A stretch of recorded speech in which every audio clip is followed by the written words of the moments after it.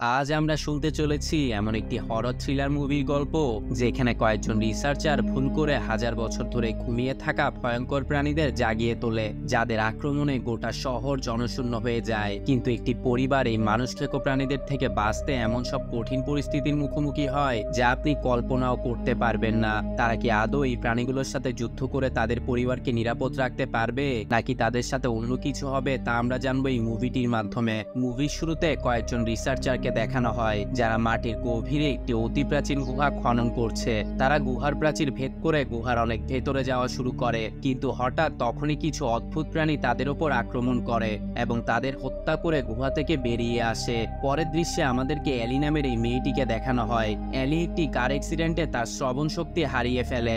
এই নিয়ে স্কুলের বাচ্চারা তাকে নিয়ে অনেক হাসি তামাশা করে, কিন্তু এলি এসব কিছুকে পাত্তা দেয় না।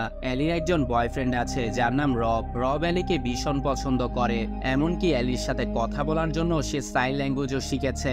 এলির পরিবারে তার বাবা ইউক, তার মা ক্যালি, তার ছোট ভাই এবং তার দাদি থাকে। এলি তার পুরো পরিবারের সাথে সাংকেতিক ভাষায় কথা বলে। এক রাতে যখন তারা বাড়িতে রাতের খাবার খাচ্ছিল, তখন টিভিতে নিউজ আসে কিছু অদ্ভুত বাদুড়ের মতো প্রাণী পুরো আমেরিকা জুড়ে আক্রমণ করেছে। এরা ইতোমধ্যে অনেক মানুষকে হত্যা করেছে, তারা মানুষকে মেরে খেয়ে ফেলছে। নিউজ অ্যাঙ্কর সবাইকে ঘরে থাকতে সতর্ক করে আর কোনো আওয়াজ করতে মানা করে। আসলে গুহা থেকে যে প্রাণীগুলো বেরিয়ে এসেছে তারা দেখতে পায় না, কিন্তু ছোটখাটো শব্দ বা আওয়াজ শুনে আকৃষ্ট হয় আর তাদের খুব ধারালো দাঁত দিয়ে আক্রমণ করে। এই প্রাণীগুলো থেকে বাঁচার একমাত্র উপায় হলো সম্পূর্ণ নীরব থাকা। এই খবর শুনে এলির পুরো পরিবার ভয় পেয়ে যায়। এই শুনে এলি বলে তাদের শহর সবসময় অনেক কোলাহল আর হইচয়ে থাকে, তাই তাদের বেঁচে থাকার জন্য একটি নিরিবিলি জায়গায় যেতে হবে। তারা সাথে সাথে তাদের জিনিসপত্র গোছাতে শুরু করে এবং যাওয়ার জন্য প্রস্তুত হয়। ঠিক তখনই এলিদের প্রতিবেশী এবং তার বাবার বেস্ট ফ্রেন্ড গ্লেন তাদের কাছে আসেন। গ্লেন তার সাথে একটি বন্দুক আনেন। তারপর তারা একটি গাড়ি নিয়ে রওনা হয়। পথে তারা গাড়িতে গ্যাস ফিল আপ করার জন্য একটি গ্যাস স্টেশনে থামে, যেখানে একজন লোক বন্দুক দেখিয়ে তাদের গাড়ি নিয়ে যাওয়ার চেষ্টা করে, কিন্তু লোকটির কিছু করার আগে গ্লেন তাকে গুলি করে মেরে ফেলে। এরপর তারা আবার ড্রাইভিং করা চালিয়ে যায়, কিন্তু রাস্তাগুলো সম্পূর্ণ যানজটে ভর্তি ছিল।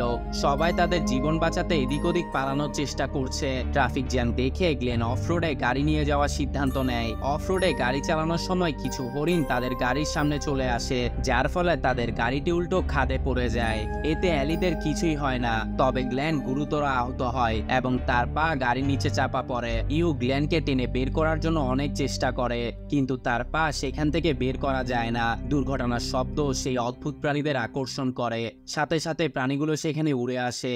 আজব এই প্রাণীগুলোকে দেখে এলিদের পোষা কুকুরটি ঘেউ ঘেউ করা শুরু করে। শব্দ শুনে প্রাণীগুলো এলিদের কারে আক্রমণ করে।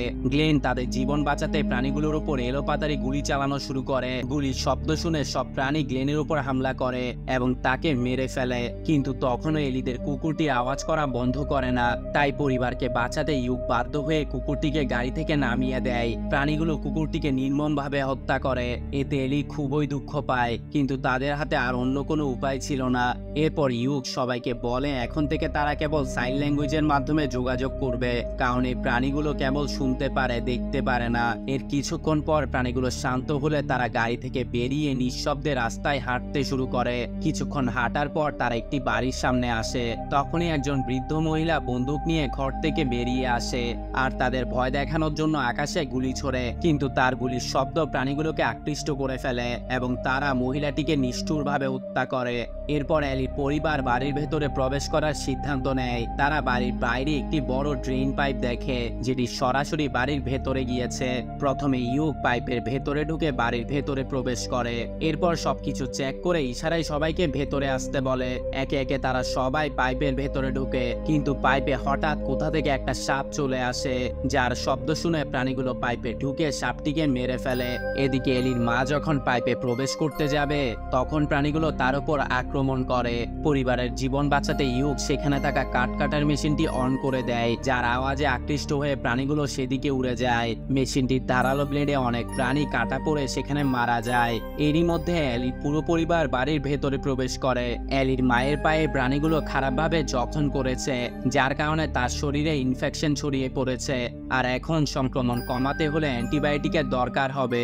তাই সময় নষ্ট না করে পরের দিন ইউক এবং এলি ওষুধ খুঁজতে শহরে যায়। শহরের মধ্যে তারা দেখতে পায় প্রাণীগুলো শহরের সমস্ত মানুষদের মেরে ফেলেছে পুরো শহরটি একটি নির্জন বনভূমির মতো দেখাচ্ছিল।